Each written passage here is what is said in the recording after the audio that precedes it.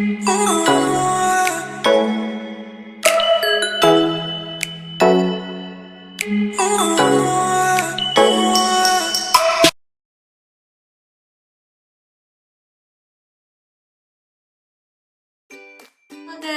assalamualaikum warahmatullahi wabarakatuh. Kembali lagi dengan saya, Rusdiana.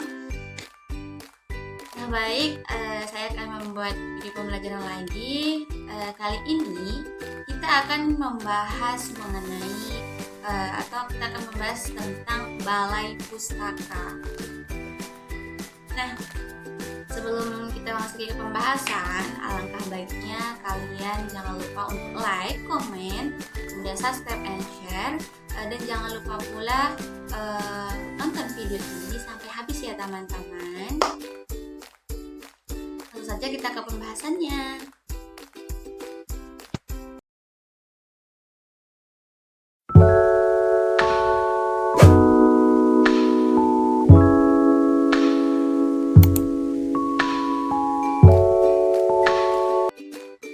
Baik, kita akan ke pembahasan. Langsung saja kita to the point aja mengenai balai pustaka. Nah, menurut tahun 2014 halaman 130 menyebutkan bahwa dalam sejarah sastra Indonesia formal itu periode tahun 1900-an sampai 1933 dikenal dengan istilah periode atau generasi balai pustaka. Nah, balai pustaka ini adalah sebuah tempat penerbitan yang didirikan pada tanggal 14 September 1917 oleh pemerintah Indonesia. Nah, tujuan balai pustaka ini adalah untuk menerbitkan dan mendistribusikan karya sastra Indonesia dengan membuatnya dan dapat diakses oleh khalayak yang lebih luas lagi, oleh khalayak yang lebih ramai lagi. Nah, awalnya balai pustaka ini didirikan sebagai penerbit pemerintah Hindia Belanda dengan nama Komisi Bacaan Rakyat. Nah, setelah Indonesia merdeka, nama perusahaan diubah menjadi Balai Pustaka. Nah, Balai Pustaka ini bertanggung jawab atas penerbitan karya sastra Indonesia seperti novel, kemudian cerpen, puisi, dan drama. Nah, sebagai penerbit nasional nih, Balai Pustaka berperan penting dalam mempromosikan karya sastra Indonesia kepada masyarakat. Nah, sebagian besar karya sastra pada periode Balai Pustaka ini adalah novel roman bergaya sederhana namun klise dan banyak sekali peribahasa yang digunakan dalam karya sastra tersebut. Nah, dan juga menggunakan bahasa sehari-hari. Nah, memiliki banyak penyimpangan, gaya romantis dan didaktik. Nah, percintaan menentang adat, terutama pernikahan terpaksa dan konflik antara orang tua yang menjaga tradisi dan orang muda yang memahami kehidupan sehari-hari atau kehidupan modern. Nah, pada tahun 1930-an, dengan dukungan pemerintah, Balai Pustaka tumbuh menjadi sebuah perusahaan penerbitan penting. Nah, selama periode ini banyak sekali nama penulis yang muncul dan disebut sebagai Angkatan Balai Pustaka atau Angkatan 20. Mereka adalah Merari Siregar, kemudian ada Marah Rusli, kemudian ada Tulis Sultan Sati, kemudian ada Aman Datuk Majoindo, Muhammad Yamin, Rustam Effendi, dan banyak lagi. Nah, dengan demikian dapat kita simpulkan bahwa tujuan Balai Pustaka ini adalah untuk menerbitkan dan mendistribusikan karya sastra Indonesia dan membuatnya dapat diakses oleh khalayak yang lebih luas dan lebih ramai lagi.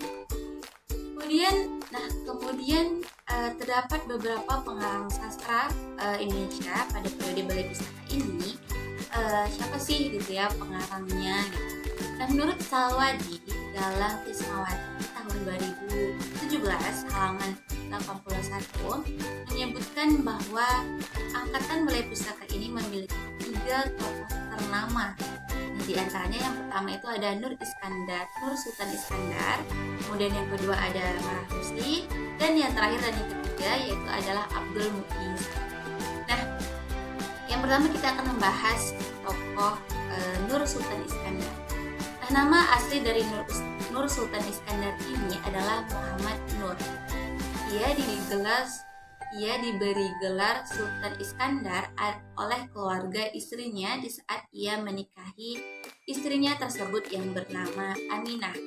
Nah, sejak itulah ia memakai gelar Sultan Iskandar dan memadukannya dengan nama aslinya menjadi Nur Sultan Iskandar. Nah, Nur Sultan Iskandar ini lahir pada tanggal 13 November 1893 di Sungai Batang, Maninjau, Sumatera Barat, dan meninggal di Jakarta itu pada tanggal 28 November 1975. Nah, tokoh ini merupakan seorang tokoh penting dan paling produktif pada generasi Balai Pustaka ini. Nah, karyanya itu mencakup hingga 50 nama dalam bentuk novel, cerita pendek, dan dongeng. Wow. Nah, sejak tahun 1920-an, beliau telah menulis novel. Ia sangat tertarik dengan masalah adat dan kepemudaan, terutama yang berhubungan dengan perkawinan. Nah, terdapat 2 novel beliau yang terkenal, yaitu adalah Ulu Balang, Raja, dan Salah Pilih. Nah, Nur Sultan Iskandar dapat disebut Raja Angkatan Balai Pustaka karena banyaknya karya sastra yang ditulisnya pada saat itu. Kemudian terdapat juga beberapa karya sastra karya Nur Sultan Iskandar. Yang pertama yaitu ada Apa Dayaku Karena Aku Perempuan. Kemudian yang kedua ada Korban Karena Percintaan. Kemudian ada Salah Pilih. Kemudian ada Perjuangan Sri Kandi Irian Barat untuk Kemerdekaan. Kemudian ada 3 Panglima Perang. Kemudian tokoh yang kedua yaitu ada Abdul Muiz. Nah, Sultan Panghueloe adalah karya sastra Abdul Muiz. Beliau lahir pada tanggal 3 Juli 1886 di Bukit Tinggi, Sumatera Barat, dan meninggal pada tanggal 17 Juni 1959 di Bandung. Nah, seorang Muslim, Abdul Muiz aktif dalam organisasi politik Islam. Nah, novel pertama Abdul Muiz ini adalah Salah Asuhan, keluar pada tahun 1928. Nah, novel Salah Asuhan ini kemudian dianggap sangat menarik karena tidak membahas kawin paksa atau tidak membahas tentang perkawinan. Nah, terdapat beberapa karya sastra karya Abdul Muiz adalah yang pertama Surapati dan Robert Anak Surapati. Kemudian ada Suara Kakaknya yaitu cerpen. Kemudian terdapat puisi yang berjudul Umat Hanjut di Dunia Gulita. Kemudian ada Tom Sawyer, Anak Amerika, dan Don Quixote.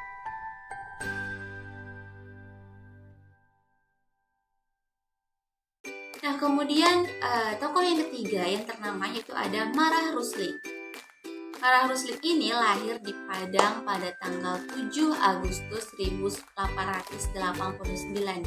Ia meninggal dunia pada tanggal 17 Januari 1968 di Bandung. Marah Rusli adalah sosok tokoh terpenting dari generasi Balai Pustaka ini. Nah, setelah Abdullah bin Abdul Qadir, ia dianggap sebagai perintis sastra baru.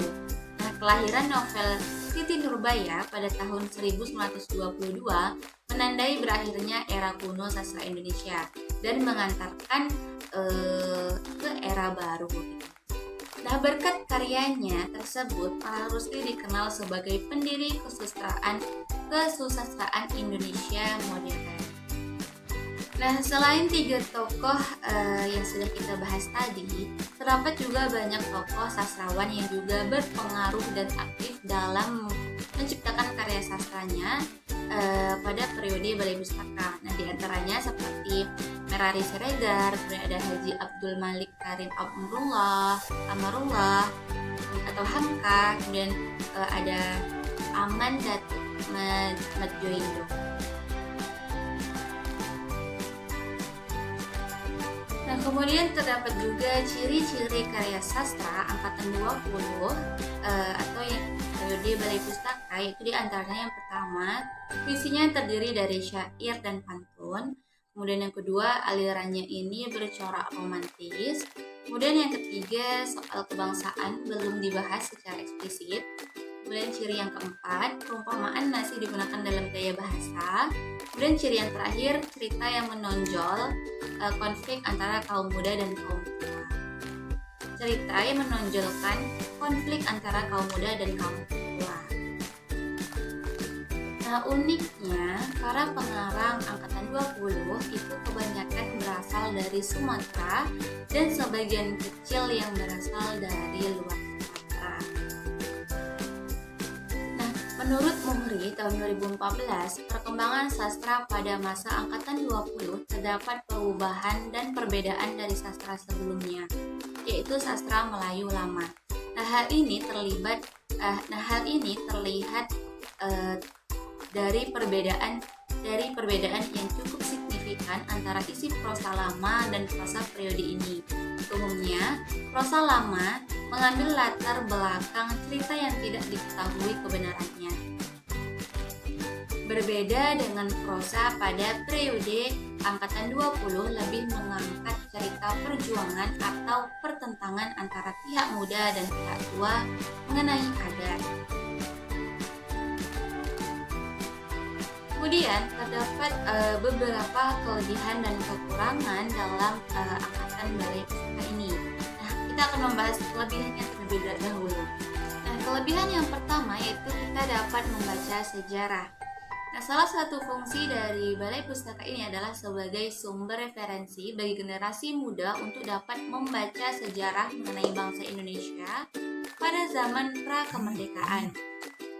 Nah, bagaimana perkembangan sastra sebelum kemerdekaan dan bisa menjadi sumber motivasi bagi generasi muda atau generasi milenial untuk berkarya dan menghasilkan sesuatu yang bisa dinikmati dan memiliki manfaat positif untuk bagi orang banyak. Nah, kemudian kelebihan yang kedua yaitu memberi kesempatan untuk berkarya. Memberi kesempatan yang lebih luas kepada pengarang bangsa Indonesia untuk menghasilkan karangan dan dengan sendirinya. Nah, pada zaman angkatan Balai Pustaka, banyak sekali penulis dan pengarang karya sastra yang menghasilkan buku dan sumber literasi yang saat ini tetap menjadi rujukan. Kemudian kelebihan yang ketiga yaitu sebagai sumber literasi sastra. Memberikan sumber bacaan dan rujukan kepada rakyat untuk membaca karangan bangsa sendiri. Nah, banyak sekali karya sastra yang disadur dari luar membuat identitas bangsa sendiri semakin memudar.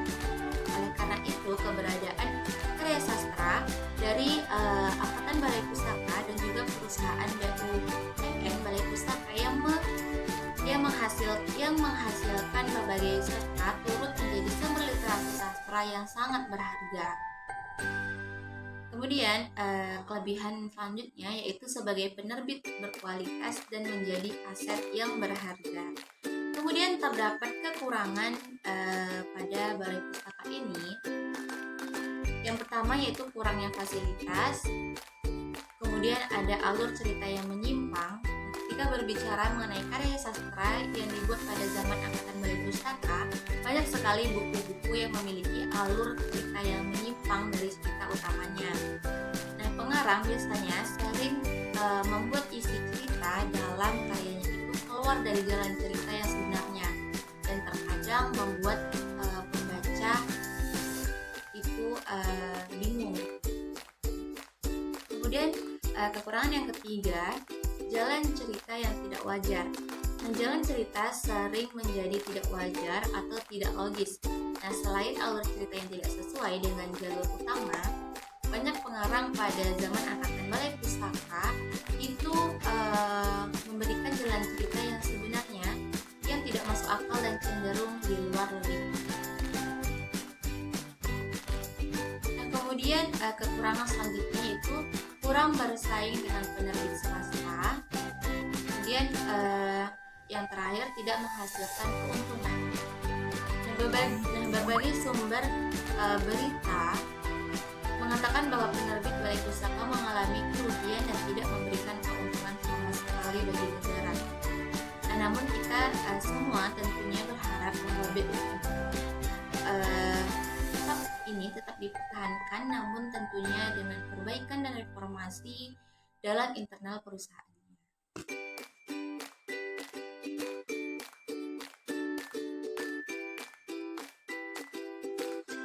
Nah, baik, selanjutnya di slide ini kita akan membahas atau menganalisis unsur intrinsik Siti Nurbaya karya Marah Rusli. Nah, unsur intrinsik yang pertama kita akan membahas mengenai tokoh dan penokohan.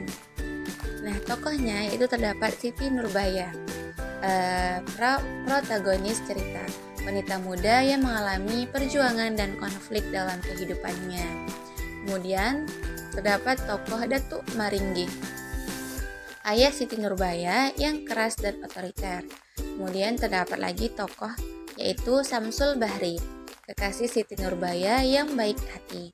Kemudian terdapat tokoh Dain Maringgih, yaitu adik Siti Nurbaya yang polos. Kemudian terdapat tokoh lagi yaitu Sultan Minda, antagonis dalam cerita, pria yang menjadi suami paksa Siti Nurbaya.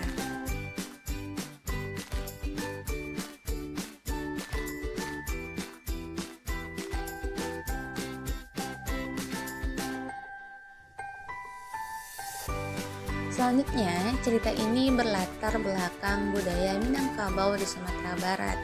Latar waktu dan tempat yang menggambarkan kehidupan masyarakat pada masa itu.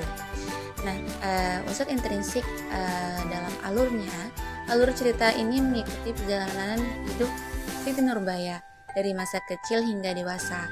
Nah, konflik terutama berfokus pada pernikahan paksa Siti Nurbaya dengan Sultan Minda dan hubungannya dengan Samsul Bahri. Kemudian plotnya ini mencakup konflik utama dalam cerita, yaitu konflik antara cinta dan kewajiban. Pertentangan antara Siti Nurbaya dan Sultan Minda menjadi puncak ceritanya.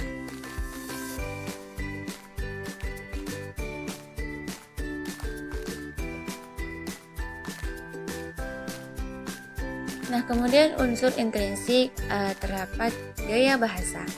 Gaya bahasa yang terdapat dalam cerita Siti Nurbaya ini yaitu Marah Rusli menggunakan bahasa yang indah dan puitis dalam cerita ini. Bahasa yang kaya metafora dan simbolisme menggambarkan budaya Minangkabau. Kemudian tema cinta dan kewajiban. Siti Nurbaya mengalami dilema antara cinta kepada Samsul Bahri dan kewajiban terhadap keluarga. Nah, tema perjuangan perempuan, cerita ini menggambarkan perjuangan Siti Nurbaya dalam menghadapi peran gender pada masanya.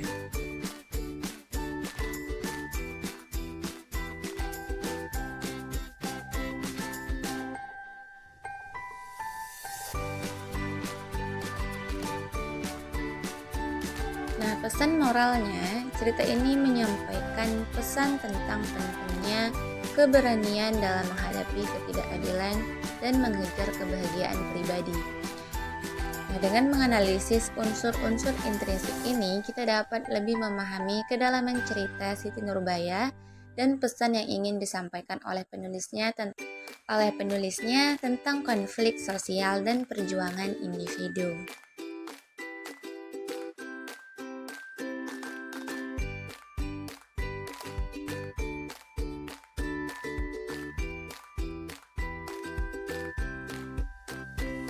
Oke, baik, itu saja video pembelajaran kita pada hari ini, pada video kali ini. Semoga bermanfaat buat kalian semua. Dan saya ucapkan terima kasih banyak kepada teman-teman yang telah menonton video saya sampai selesai. Saya mengucapkan terima kasih banyak. Dan semoga bermanfaat untuk kalian semua. Dan ditunggu video saya selanjutnya ya teman-teman. Bye-bye!